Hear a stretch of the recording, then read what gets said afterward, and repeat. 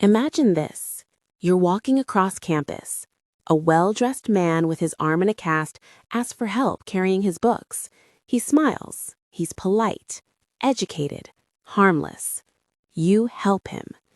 That decision would cost dozens of women their lives. This is the story of Ted Bundy, one of the most disturbing serial killers in modern history.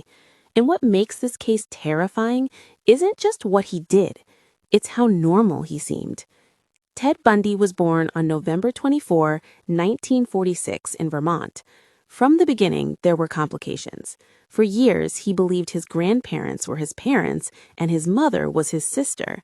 That kind of identity confusion has been discussed by psychologists, though it doesn't explain the violence that followed. Here's what matters. He wasn't a loner hiding in shadows. He was intelligent, studied psychology, worked at a crisis hotline. People described him as charming, articulate, even charismatic. He dated, he had friends, he blended in. And that ability to blend in became his weapon. In 1974, young women in Washington state began disappearing.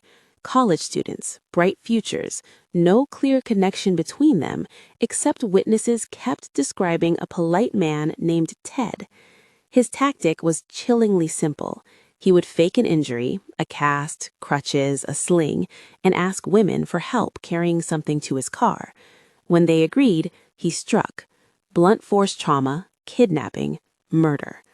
By the time investigators realized the pattern, Bundy had already moved across state lines: Utah, Colorado, Idaho.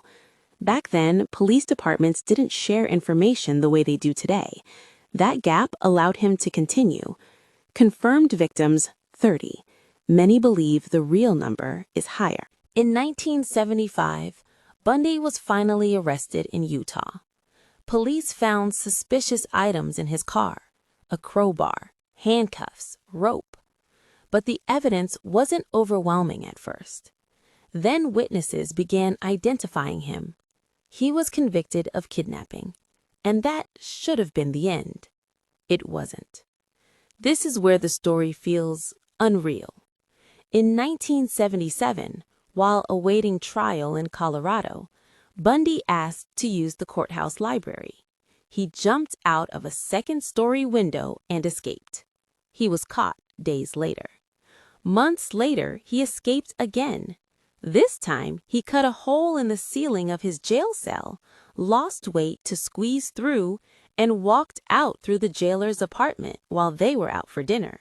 He fled to Florida, and things escalated.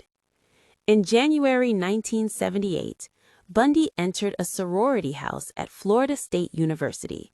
He attacked multiple young women in a single night.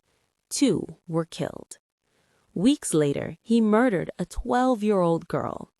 This brutality shocked even seasoned investigators.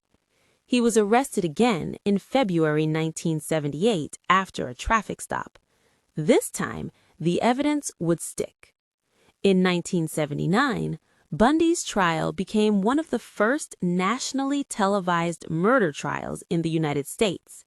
He acted as his own attorney. He cross-examined witnesses. He smiled at cameras. Some women even attended court to support him. That's the disturbing part. Despite everything, he still had admirers. He was convicted and sentenced to death. On January 24, 1989, Ted Bundy was executed in the electric chair. Outside the prison, crowds cheered. So why does this case still haunt people? Because Bundy didn't look like a monster. He didn't hide in dark alleys wearing a mask.